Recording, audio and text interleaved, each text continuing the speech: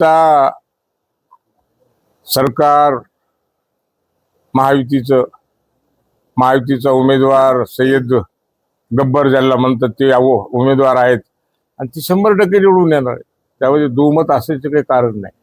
महायुती सगळे तिन्ही पक्ष मिळून आम्ही प्रामाणिकपणे काम करणार आहोत. कुठेही आमच्यामध्ये हे नाही आणि सगळ्यांनी विचाराने कॅन्डिडेट फायनल ठरवलेला आहे. कॅन्डिडेट फायनल व्हायच्या आधीपर्यंत काही भूमिका वेगवेगळ्या असतील, तर आता भूमिका जी पक्षाने ठरवली ती भूमिका आता स्पष्टपणे उद्याच्याला 21 तारखेला तुम्हाला निर्णय गब्बरचा विजयाचा गुलाल उधळला जाईल एवढा विश्वास या निमित्ताने तुम्हाला देतो. साहेब, आतापर्यंत जेवढ्या काही बैठका झाल्या त्या बैठकीमध्ये पाथरीचे आमदार अजित रेड्डीकर जे आहेत ते अनुपस्थित होते. नाही, पाथरीचे आमदार सुद्धा युती बरोबरच आहेत. कारण पाथरीच्या आमदाराच्या बाबतीमध्ये गैरसमज करून घेण्याचं काही कारण नाही. कारण महाराष्ट्रामध्ये 2-4 ठिकाणी हे जे काही युतीचे निर्णय व्हायच्या आधी काही परिस्थिती होती ती आज राहिलेली नाही.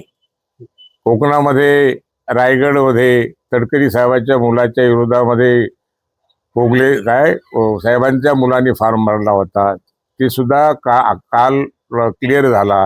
त्यांनी सुद्धा आज मला वाटतं ती जागा बिनविरोध निघाली, कोणती रायगडची.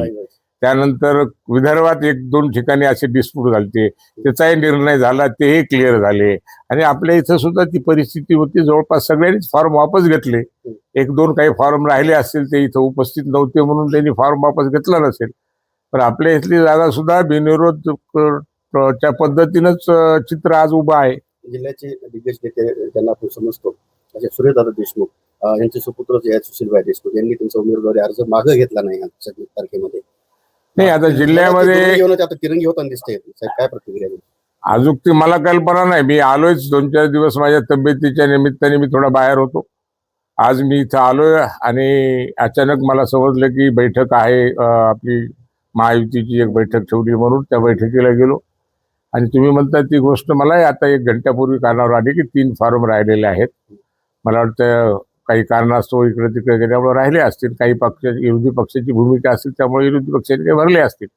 पण मला हे स्वतःला विश्वास आहे की इथं कोणते जरी फॉर्म राहिले आहेत महायुतीचा कॅन्डिडेट 100% निवडून येणार. म्हणजे दबक्या आवाजामध्ये अशी पण चर्चा आहे की घोडे बाजार मोठ्या प्रमाणात होणार आहे. काय वाटतं तुम्हाला? बाजाराचा विकासाचे मुद्दे न घेता पैशाच्या जोरावर निवडणुका झाल्या आता नाही. आता तो काळ गेला त्या घोडे बाजार होण्याचा. आता मुद्द्यावरच निवडणूक होणार, भूमिकेवर निवडणूक होणार, विचारावर निवडणूक होणार. त्यामुळं घोडे बाजाराचा विषय आता संपलेला आहे. आता घोडे बाजार होणार नाही. त्यामुळं हे कुणी त्या अपेक्षेने कुणी जर काही केलं असेल तर ते चुकीचं आहे. तर घोडे बाजाराचा विषय आता राहणार नाही. आता भूमिका आणि भाजपनी भूमिका जी ठरवली, सगळ्यांनी भाजप असेल, राष्ट्रवादी पवार साहेबांचा, आपला अजित पवार साहेबांचा गट असेल किंवा शिंदे साहेबांचा गट असेल, सगळ्यांनी मिळून महाराष्ट्रामध्ये आपापल्या जागा वाटप केल्या. आपापल्या जागेसाठी तिन्ही पक्ष एका ताकदीने लढणार आहेत, त्यामध्ये कुठेही दुमत नाही. साहेब, आता ह्या मागच्या 8 दिवसामध्ये जेवढ्या काही घडामोडी घडल्या, एक सिस्टम तयार झालं होतं भारतीय जनता पार्टीचं. आपल्या पालकमंत्री दिदी यांच्या नेतृत्वाखाली त्यांनी मुख्यमंत्र्यांची पण भेट घेतली. पण मोठी ताकद असताना प्रश्न असा, जिल्ह्याच्या संदर्भामध्ये भाजपच्या जिल्हा अध्यक्षांनी पालकमंत्री मुख्यमंत्र्याला भेटले आणि 5 लोकांची नावं इच्छुकाची याद्या दिल्या. हे बी माझ्या कानावर आहे. पण वरच्या लेवलला काही गोष्टी ठरलेल्या आहेत. कारण ही जागाच मुळात शिवसेनेची आहे. ही जागा मुळात शिवसेनेची आहे. गेल्या वेळेस तर शिवसेनेचा बाहेरचा कॅन्डिडेट होता, तो निवडून लोकांनी दिला. आता शिवसेनेची जागा आहे. शिवसेना मोठा पक्ष भाजप आहे. शिवसेना भाजपच्या बरोबर आहे. मग शिवसेनेचा सुद्धा विचार भाजपला करणं गरजेचं आहे. आणि म्हणून भाजपने शिवसेनेची जागा शिवसेनेला दिली. त्यामध्ये वेगळं काही नाही. आणि पहिल्यांदा जर मागणी करत असेल ते काही चुकीचं नाही. मागणी करणं हे चालतं. पण आता निर्णय झालाय. आता सगळे आपल्या कामाला लागले. सगळे आज इथं उपस्थित होते. पालकमंत्री सुद्धा पायाला भिंगरी लावून प्रचार प्रसार करताना दिसत आहेत. आणि पालकमंत्री जिम्मेदारी ही सीट निवडून आणणं पालकमंत्र्याची जिम्मेदारी आहे. कारण इथं महायुतीचा पालकमंत्री आहे. भाजपचा जरी असेल तर तो महायुतीचा आहे. आणि इथली जी सीट आहे ही पालकमंत्र्याची जिम्मेदारी ही निवडून आणणं. ती काळजी घेण्यासाठी तिला फिरावंच लागणार आहे. परभणी हिंगोली दोन्ही परभणी आणि हिंगोलीला बी महायुतीचेच पालक 3 आमदार आहेत. एक आमदार आहेत बांगर साहेब, दुसरे आहेत मुटकुळे साहेब, तिसरे आहेत आमचे वसमतचे नवघरे साहेब. हे तिन्ही आमदार महायुतीचे असल्यावर तिकडे सुद्धा कोणती अडचण असायचं काही कारण नाही. परभणी हिंगोली दोन्हीचा आपल्याला फार मोठा अभ्यास आहे. आपण बरेच वेळेस आमदार राहिलेला आहात. काय वाटतं आजच हिंगोली कोणते मुद्दे असले पाहिजेत परभणी आणि हिंगोली सारख्या ठिकाणी आपला अनुभव पाहता? आपल्या मुद्द्याच्या संदर्भामध्ये तुम्ही जर म्हणत असताल ती परभणीमध्ये आता त्या दृष्टीचं काम मला वाटतं या 2 वर्षामध्ये चालू आहे.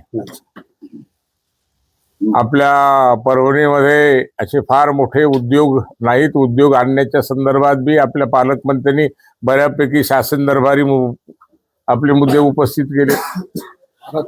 या 2 वर्षाच्या काळामध्ये शेतकऱ्यांच्यासाठी विजेच्या बाबतीमध्ये मोठ्या प्रमाणामध्ये सौर ऊर्जाचे स्कीम सुद्धा राबवल्या चालली आणि जे काही अडचणी आपल्या 33 वर असतील, काही लाईनच्या संदर्भात असतील, या अडचणी पाण्याचा प्रश्न सोडवला आहे आपल्या. आणि पाण्याच्या प्रश्नाचं बी डिपार्टमेंट आपल्याच पालकमंत्र्याकडे आहे ना, राज्यमंत्री आहेत ना त्यामुळे पिण्याच्या पाण्याच्या प्रश्नाच्या बाबतीत सुद्धा स्वतः त्या काळजीने लक्ष देतात. आणि आपल्या परभणीची सुद्धा मला वाटतं अंडरग्राऊंड ड्रेनेज फायनल झालेली, मला वाटतं टेंडर सुद्धा त्याचे फायनल झालेले. वेगवेगळ्या नगरपालिके सुद्धा मोठ्या कोट्यावधी रुपयाच्या योजना मंजूर झालेल्या आहेत.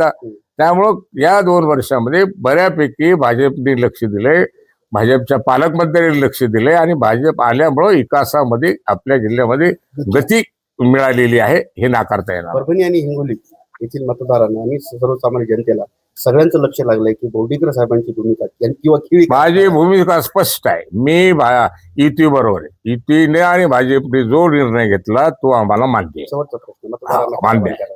आमच्या याच्यामध्ये दुसरा कोणताही विचार नाही. कोणी काही बोलत असेल त्याच्यावर कोणी विश्वास ठेवायचा नाही.